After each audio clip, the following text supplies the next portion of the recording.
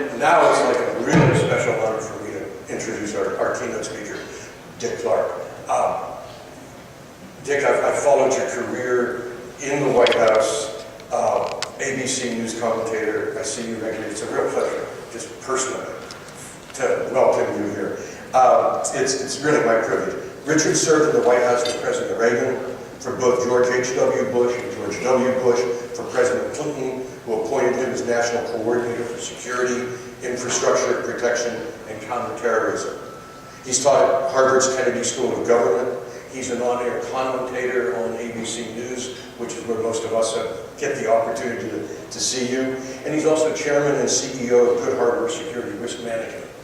By the way, if you're on the management side of this community we have, highly recommend that you read a recent paper that Good Harbor published on how do you talk to boards about security. It's I think, kind of the next layer of where this whole community is going. I'm seeing a lot of that in the work we're doing, the people we're meeting, and a wonderful paper, really well done on that.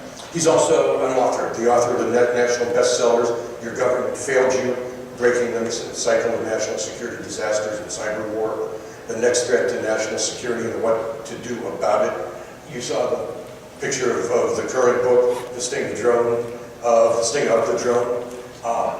As David said, he's listening to it, he loves it, and I'm looking forward to doing the same thing. You'll also be able to obtain the book this morning after the keynote, because Richard's graciously giving up his time where he'll be signing copies of the book. So I urge you to reach out there and get that. Richard, it's with great pleasure that I welcome you to ISSA-LA. Thank you for being our keynote speaker.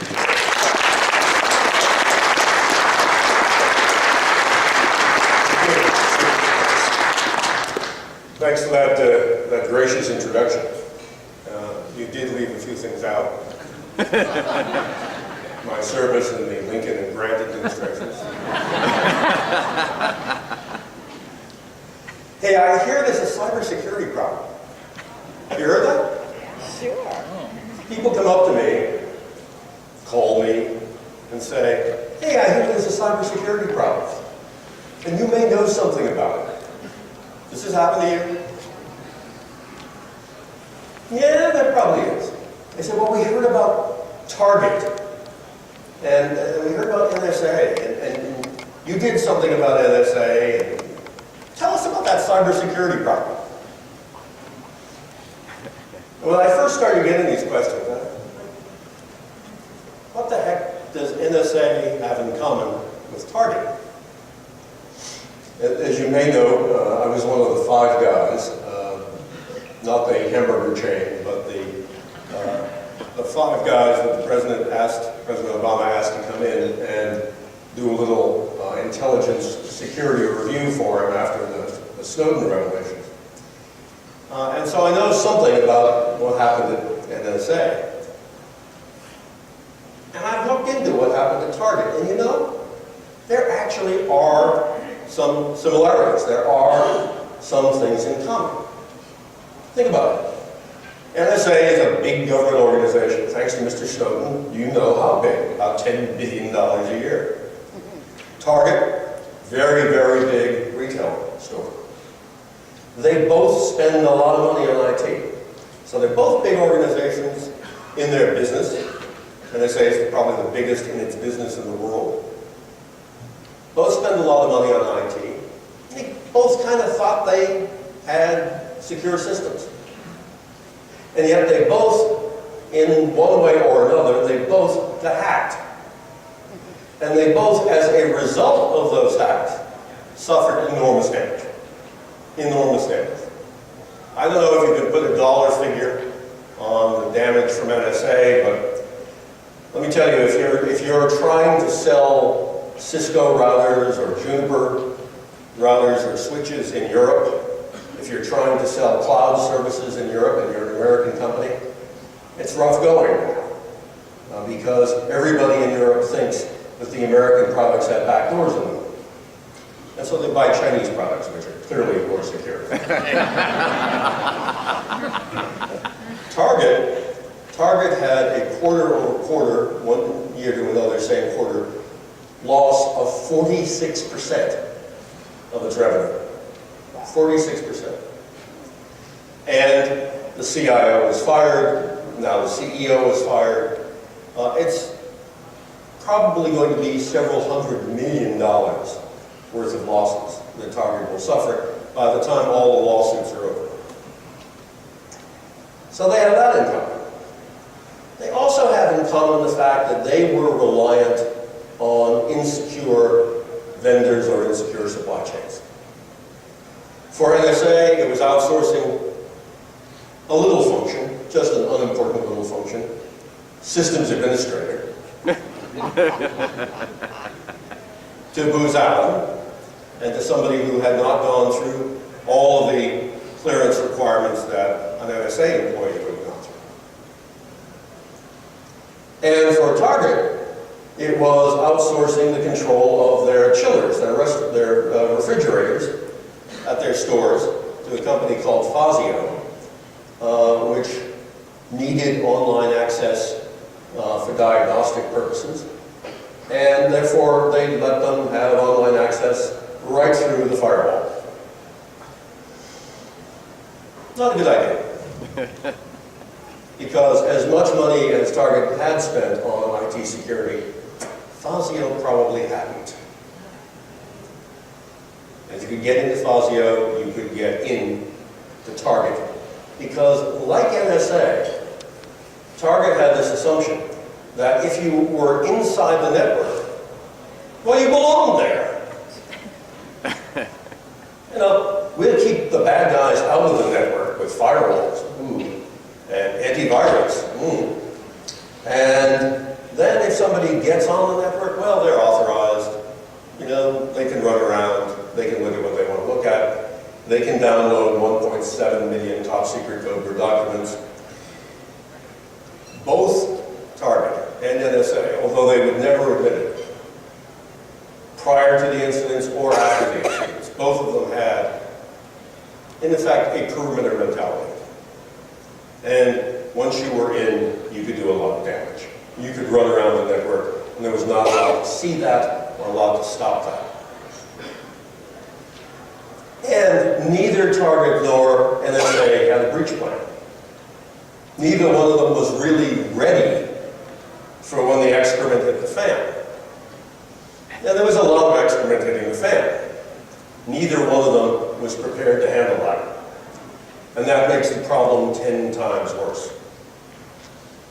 So, they did have things in common. And moreover, if you look at most government agencies, because for President Obama's review group, we looked at the other intelligence agencies. And we found pretty much the same state of affairs. If you look at most companies around the country, as I do, I go around the country trying to help companies figure out what to do, they all are pretty much in the same situation, where they've got some old-fashioned perimeter defense mentality, even though they don't think they do. They don't have a breach plan. They haven't figured out, if they have a breach plan, they haven't tested it. They haven't figured out what the worst-case scenario is or what their crown jewels are. They're unprepared. And so when people ask me, what's this cybersecurity problem thing that you know about? I think, why is it that I've been talking about this since 1997? Why is it that President Clinton had a national strategy to secure cyberspace? President George W. Bush had a national strategy to secure cyberspace. One of the only things he ever did right, in my view. But then I'm part of the story. Why is it, after all these years, that people still don't get it? And I wonder about it. I look at other problems. You know, when there are other problems, say healthcare. Healthcare is a big problem. Healthcare is a problem that the president cared enough about to risk his presidency. There are problems like that where the professionals in the field, the doctors in this case, people who run hospitals, go to the government, they go to the media, they go to everybody they know, and they say, there is a crisis and we are the experts. And you ought to start listening to us. Or if you don't, we have no responsibility for what happens. Why don't we do that? Why don't we, as IT security professionals, IT security specialists, stop taking it? Stop working for government agencies that don't do the right thing to secure our country.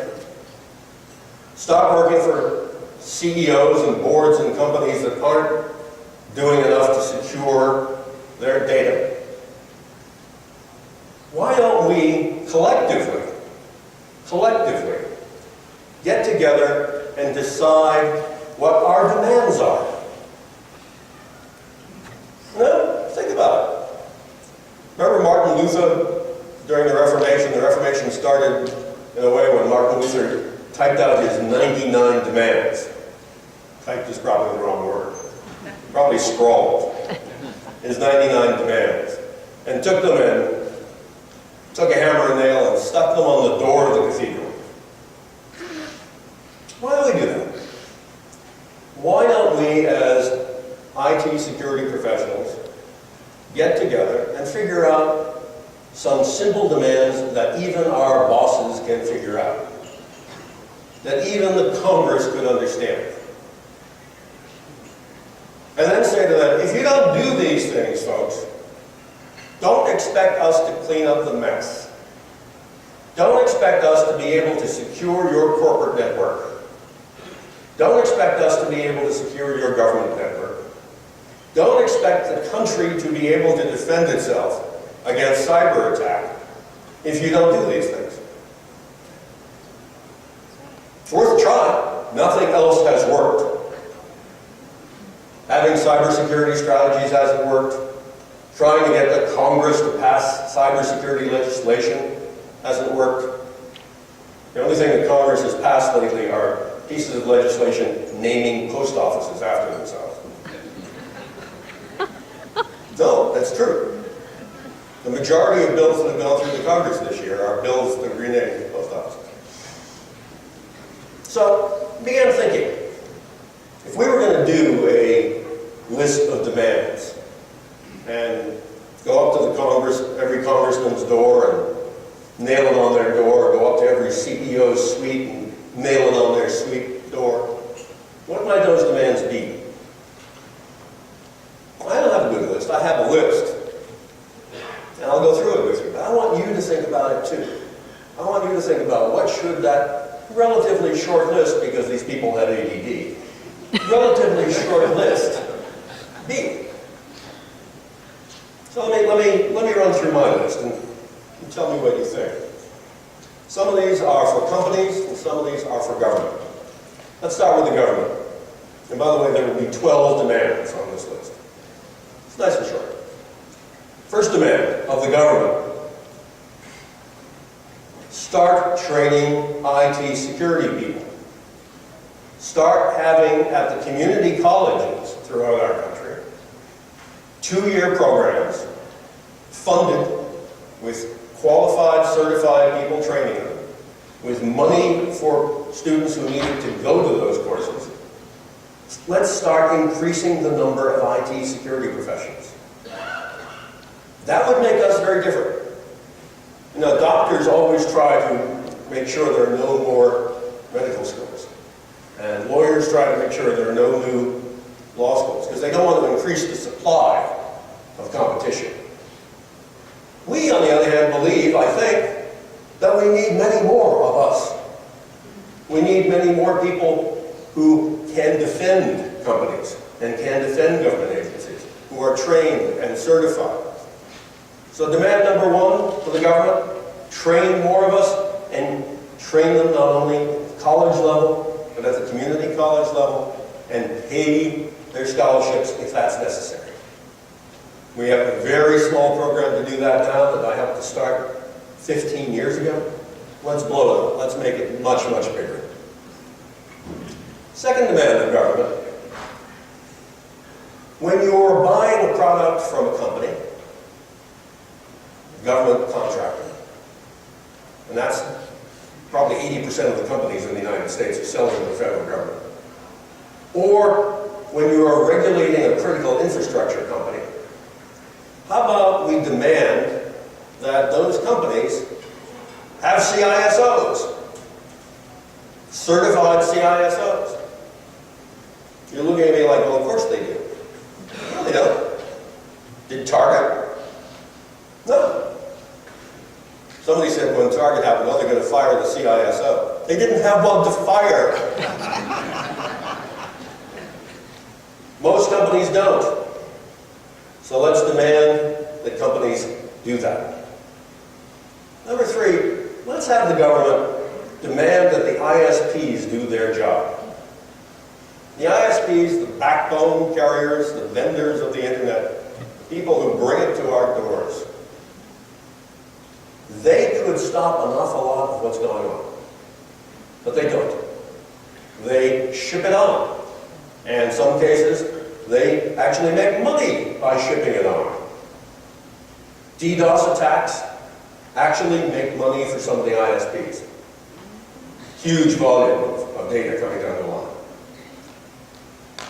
Why don't we require ISPs to do everything that the technology allows to stop DDoS attacks and to identify and kill malware before it gets to its destination? They can do it. When you ask them now, you ask AT&T, you ask Verizon, why don't you do it? A question that the major banks in the United States asked after they all got hit by an Iranian DDoS. The answer was, well, gee, our lawyers tell us that that's a problem. We could get sued. Fine. Give them safe harbor. Give them legislation that allows them to kill malware and be safe from suit. The ISPs could get rid of 80% of the traffic that we know of as DDoS or malware. Number four, we should demand that the government stop messing around with encryption. We rely on encryption to make things work securely and safely. We can't have the government putting backdoors in encryption. We can't have the government coming up with standards for encryption that allow the government to break it. The government's job is to secure our networks, to secure our nation, not to make it more vulnerable. So let's demand that the government stay out of the business of messing with our encryption standards. And on a similar note, number six, let's demand that the government stop buying 0 days and not telling us about them.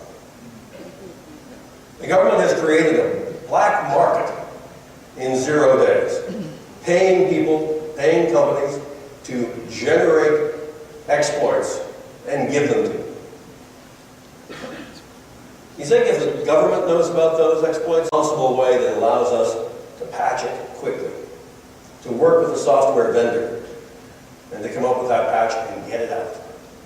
And not to say, oh, gee, here's a possible 0 day, let me go use this to attack somebody.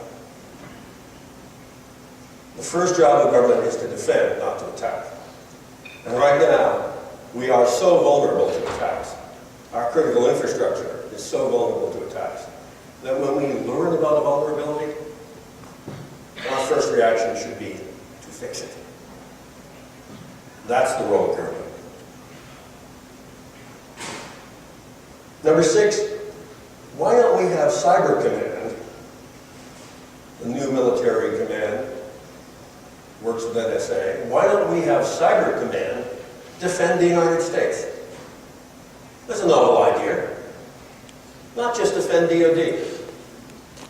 Today, Cyber Command is authorized by law, by the President, only to defend DoD. And so when Cyber Command sees an attack coming on the electric power grid, on a bank, on your company, they watch it go by.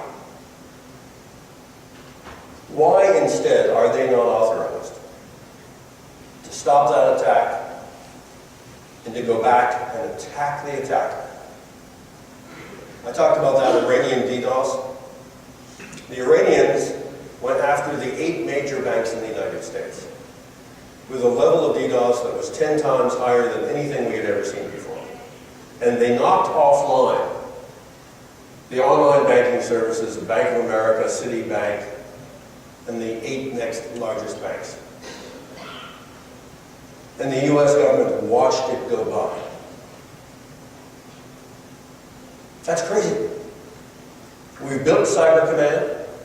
It has the capability to defend all of the United States, not just DoD.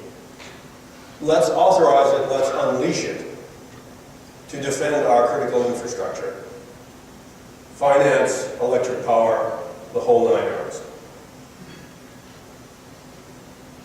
Number 7, let's stop allowing countries to be cyber sanctuaries.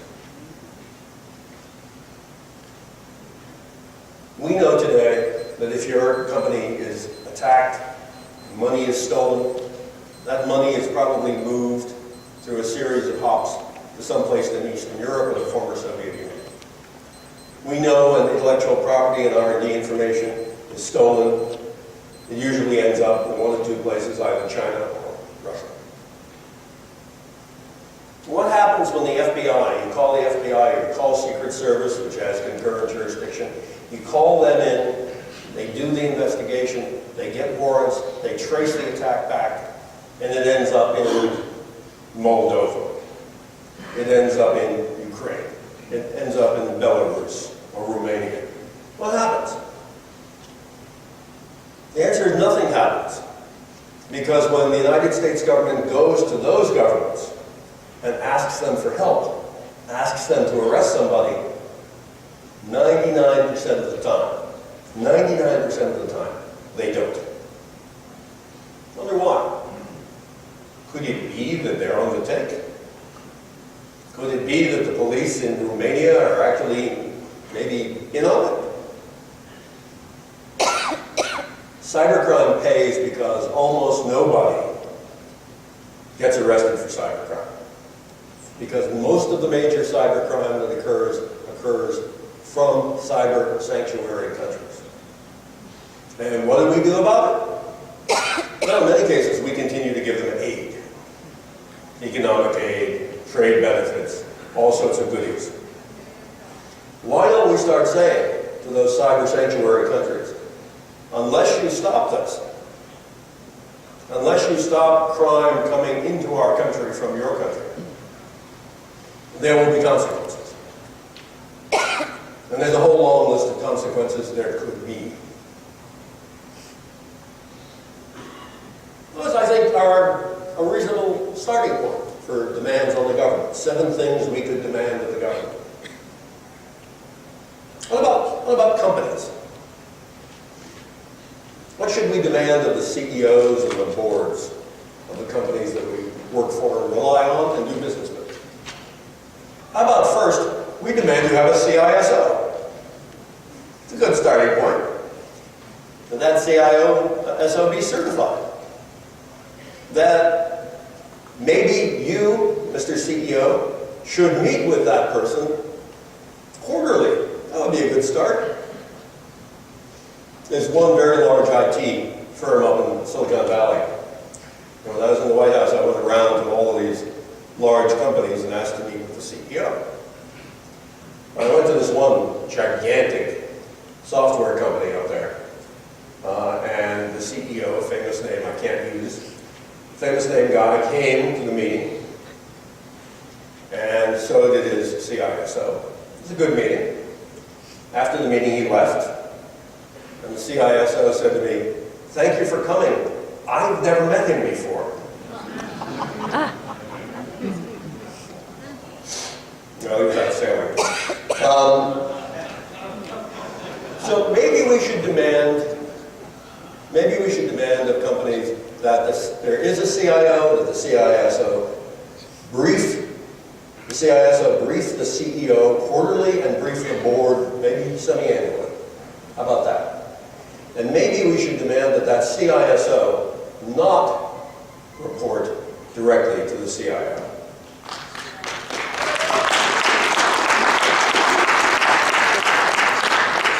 You guys get it. Nobody else does.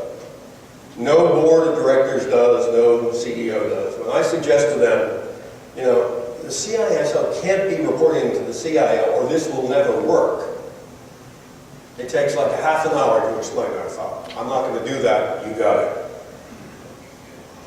Second demand of companies, that they share. Why don't we demand of companies that they share attack information through the information sharing and analysis centers, the ISACs, or however you want to arrange it, share attack information anonymously, if they have to. And if they won't do it, let's require them to do it. Now, the SEC has now said, if you're a publicly traded company, the SEC is demanding now that if you're breached, you publicly notify. Well, how about we extend that and say, if there's an attack, if there's a vulnerability, if you find an IP address, a URL, if you find a malware, that you are required to share that information. And then we have mechanisms that can provide anonymity and provide that information to everybody who needs it right away. And beyond sharing vulnerability and attack information, how about we share information on vendors and supply chains? We all need now to go out, especially after Heartbleed, we realize that we're all relying on software that's not necessarily secure. We all need now to think about, like Target, like NSA, about the security of our supply chains and our vendors. It's more than any one company can do to check out all of its supply chain, to check out all of its vendors, to check out all of its software. How about we demand of companies that they share information in some systematic way and pool information about that as well? What if we demand of companies that they do more than just rest on their laurels because they had a big audit firm come in and give them a gold star? Every time I'm asked to come into a company after it's been hacked, the CEO pulls me aside and says, I don't know how this happened. We were audited. How about we as security professionals tell them that having an audit or having a pen test does not make you secure? And what if we ask the companies to go beyond the perimeter security mentality? I said NSA had it, I said Target had it, most companies do. But if you ask the CIO in most companies, they'll say, oh, no, we don't have a perimeter. We don't have a perimeter defense mentality. That's very 1990s. Okay? Now you ask them, show me your IT security budget. How much of your IT security spend goes for firewalls at the perimeter, antivirus systems at the perimeter, intrusion detection systems at the perimeter? In most cases, it's over 80% of the IT security spend. They don't have a perimeter security mentality, but they're spending 80% of their money on IT security at the perimeter. Why don't we demand of them that they fund new ways of securing that admit the obvious? Even Symantec said it the other day. Antivirus is dead. Actually, Symantec said that the other day. Why don't we admit the obvious that, as the Attorney General of the United States said, Eric Holder, there are only two kinds of companies. Those that have been attacked and know it, and those that have been attacked and don't know it. The Attorney General of the United States telling us every company in the United States has been hacked. Let's tell that to the CEOs, tell that to the board members, that every company is going to be hacked. You have to deal with it that way. Deal with it by accepting the fact that the bad guys are going to get in. They're going to get through the perimeter. And if all you're doing is spending money on the perimeter, you're in trouble. And finally, going back to the Congress, maybe we could demand of companies, particularly companies that are members of the U.S. Chamber of Commerce, that they tell the Chamber of Commerce to stop blocking cybersecurity legislation. I go to companies and find the CEOs and say, are you a member of the Chamber of Commerce, U.S. Chamber of Commerce? Oh yeah, great organization. By the way, do you think we should have cybersecurity legislation to do some of the things I just talked about? Oh yeah, absolutely. That's what Congress should be working on. Do you know that the organization you're a member of, the U.S. Chamber of Commerce, is the reason that there's no cybersecurity legislation? That their lobbyists are all over Capitol Hill every time there's a bill that looks like it might pass, trying to prevent cybersecurity legislation? So maybe one of the demands of companies is to stop the Chamber of Commerce and other lobbyists from blocking legislation to do the things that we have to do. So that's my list of demands. I know you can make it better. But we have to start working on it. We have to start coming up with some declaration that all of us can sign up to, that we can then go to the President with, and go to the Congress with, and go to CEOs and boards of directors with, and say, look, you're right. Remember that question? Is there some sort of cybersecurity problem? Tell me about that. We need to be able to go to all those people and say, yeah, you're right. There is a cybersecurity problem. And we know how to fix it. Stop listening to other people and start listening to your IT security professionals, because we can tell you some of the things that you need to do as a company, and some of the things that we need to do together as a country to address this problem. We're not going to make the problem go away. It is a continuous improvement cycle problem, but we can make it better. We can make it better that minimizes the loss of intellectual property and R&D information to our economic competitors like China. We can make it better that minimizes the hundreds of millions of dollars, billions of dollars that are going overseas every year to cyber criminals. And we can make it harder for countries like Iran, China, Russia, to, in some future conflict, destroy our electric power grid, blow up our pipelines, derail our trains, and bring us back to a primitive economy. But if you don't do these things, if you don't do these things that we're telling you to do, you are running the risk. And it's on you, not us. When the disasters happen, don't complain about the IT security professionals. Don't complain about the cybersecurity industry. Because we warned you. And you didn't listen. That's the message we all have to give as a group. And it's the message we all have to give every day as individuals. So that's my request to you this morning. Thank you very much.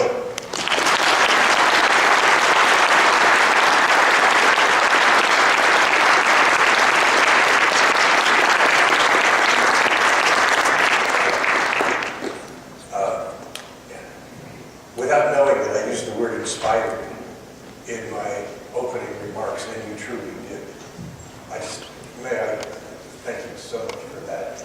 And may I open it up to some questions for, yeah, go ahead. We got microphones that are set up around the room if you want to come up to a mic. Yeah. Yeah. Go ahead. Good morning. Good morning. I'm Larry Taylor. I represent this group of, I guess, ignorant corporate governance people. I serve on the board of the National Association of Corporate Directors. About that. A question. You said that the audience gets it. The CISO should not report to the CIO. I don't get that. Okay. Thank you for asking. By the way, the National Association of Corporate Directors is doing a good job starting to educate corporate directors. I'm glad to see that happen. The CIO in almost every organization has as her responsibility keeping the network up and running. Has as her responsibility making it easy for everybody in the company to do whatever they want to do. And it is not, in most companies, the case that the CIO pays attention to security. The security issue is not a matter of uptime, and it's not a matter of convenience. It's a matter of risk management. And so in companies that are members of the NACD, like American Express, Rockwell International, Time Warner Cable, more and more companies, Fortune 500 companies, are shifting their reporting lines so the CISO reports to the Chief Risk Officer. Because the CISO is a risk officer. She has some of the risk, not all of the risk, but she has responsibility for some of the risk. It's not her responsibility to keep the thing up and running with ease of use. It's her responsibility to protect the system. And that's a risk calculus. This is not a matter of yes or no. It's a matter of a spectrum of risk. And there are basically three kinds of risks that companies have to identify, first identify, and secondly deal with. Those risks that they can tolerate, because stuff happens. Those risks which they would rather not happen and they're willing to spend a little bit of money on to mitigate. And those risks which they cannot allow to happen. The Chief Risk Officer has to figure out what those risks are. And it's different for every company. Every company has a different risk tolerance. And the CISO is part of a whole of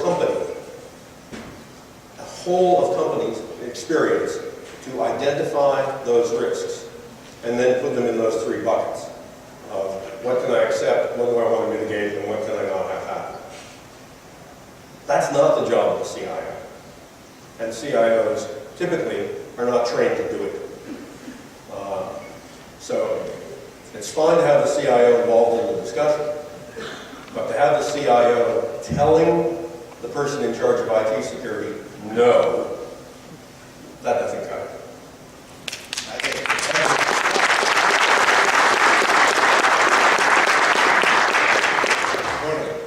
My name is John Aaron. I'm a certificate student at UCLA Extension. Regarding Russia, its reputation as a haven, and the notion of imposing sanctions on them regarding their incursion into the Ukraine.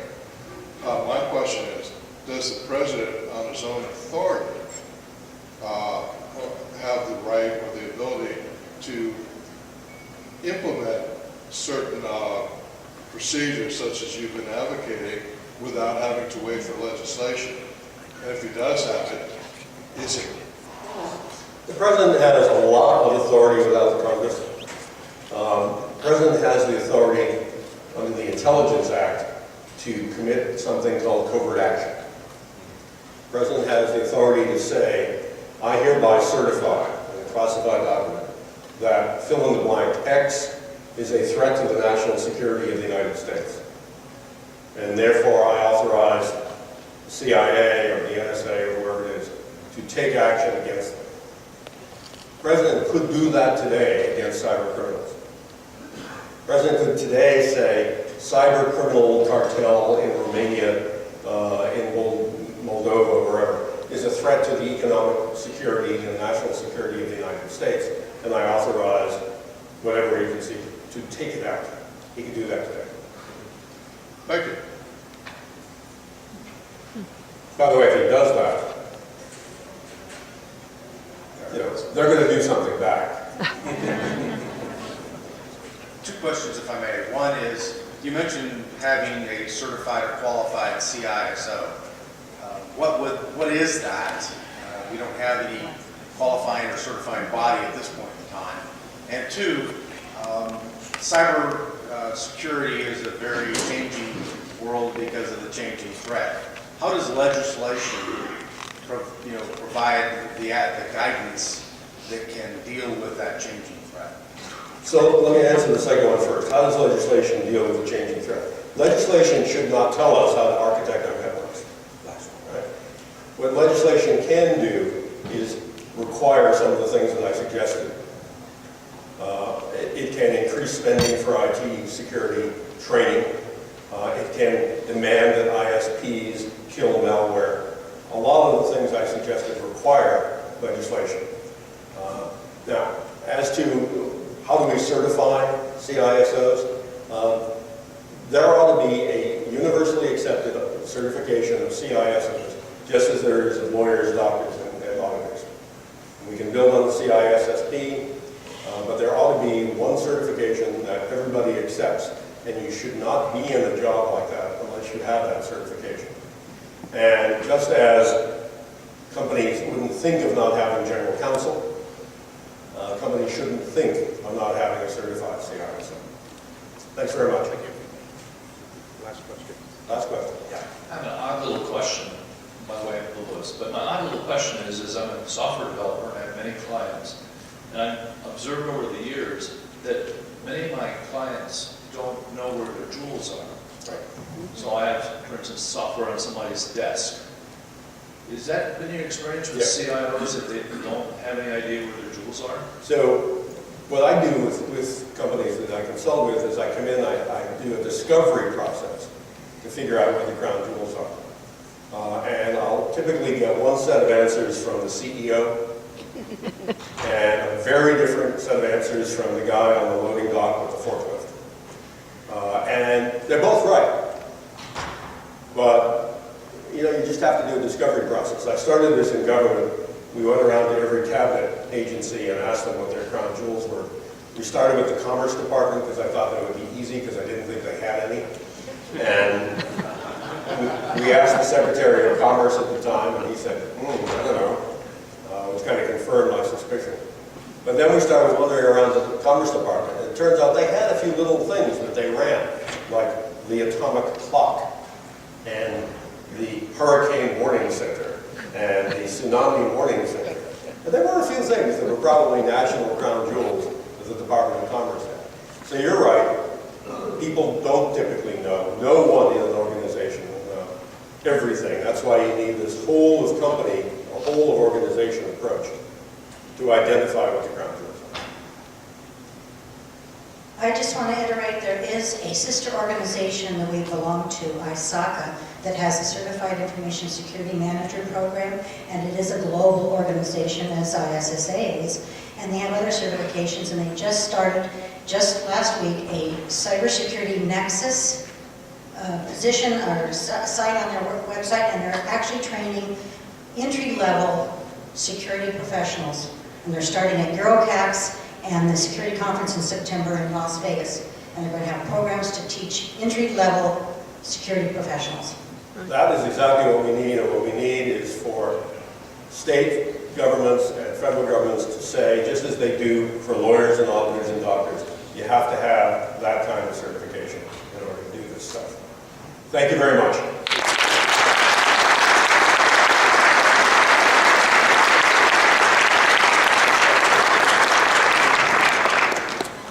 That was fabulous. As I said, talk about inspiring. We have an agenda for the next several years. It's almost like going to your window and opening it, leaning outside and saying, I'm mad as hell and I'm not going to take this anymore. This is what we got to do.